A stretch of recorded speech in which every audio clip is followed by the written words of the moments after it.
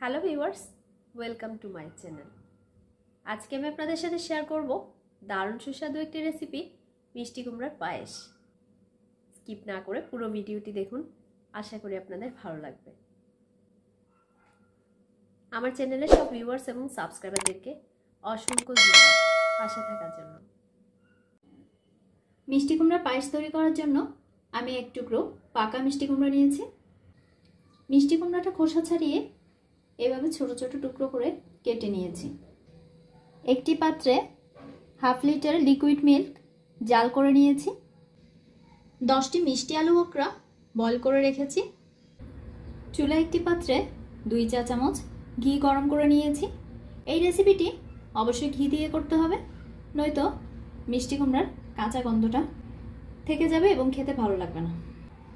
Add করে দিচ্ছি কিছু কিশমিশ আর চীনাবাদাম। চুলা লো ফ্লেমে রেখে ফ্রাই করে নিচ্ছি।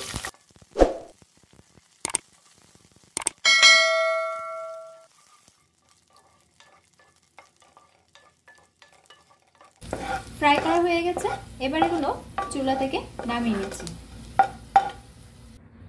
একই পাত্রে আরও 1 চা চামচ ঘি অ্যাড করে গরম করে নিয়েছি। এবার অ্যাড করে দিচ্ছি 2টো তেজপাতা, 4টে এলাচ আর 2 টুকরো দারুচিনি। এবার মিষ্টি কুমড়ার টুকরোগুলো অ্যাড করে দিচ্ছি। চুলা লো ফ্লেমে রেখে ফ্রাই করে নিচ্ছি।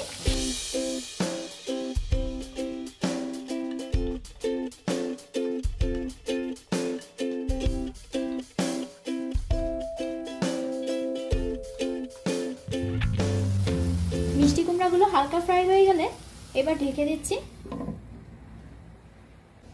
3 মিনিট পর ঢাকনা তুলে নিচ্ছি। মিষ্টি কুমড়াগুলো সিদ্ধ হয়ে গেছে।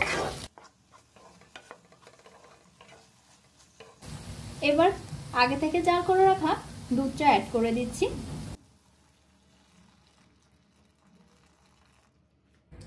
এবার মিষ্টি আলু বোখরাগুলো দিয়ে দিচ্ছি ভেজে রাখা কিশমিশ আর বাদাম। অ্যাড করে দিচ্ছি চায়ের কাপে মেপে 2/3 কাপ চিনি। চিনিটা আপনারা মিষ্টি কুমড়ার মিষ্টির উপর ডিপেন্ড করে বাড়িয়ে কমিয়ে অ্যাড করতে পারেন। এবার নেড়ে চেড়ে মিশিয়ে নিচ্ছি।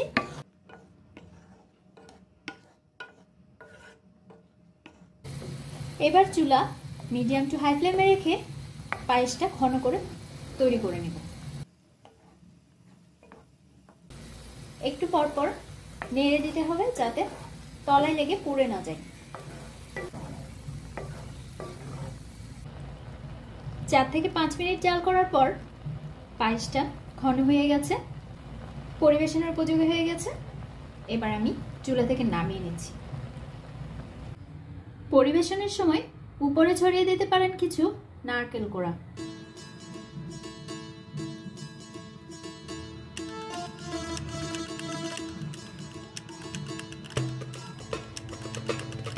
তৈরি হয়ে গেল দারুণ সুস্বাদু ও স্বাস্থ্যকর মিষ্টি কুমড়ার পায়েস। বাচ্চারা যারা সবজি হিসেবে মিষ্টি কুমড়া খেতে চায় না, তাদেরকে এই পদ্ধতিতে অনায়াসে মিষ্টি কুমড়া খাওয়াতে পারেন। রেসিপিটি যদি আপনাদের ভালো লেগে থাকে তাহলে ভিডিওটি লাইক এবং শেয়ার করুন। আর সেই সাথে আমার চ্যানেলটি সাবস্ক্রাইব করে নিন। পাশে থাকা বেল আইকনটি ক্লিক করে দিন যাতে দারুণ সব রেসিপি নোটিফিকেশন পেয়ে যান। ধন্যবাদ।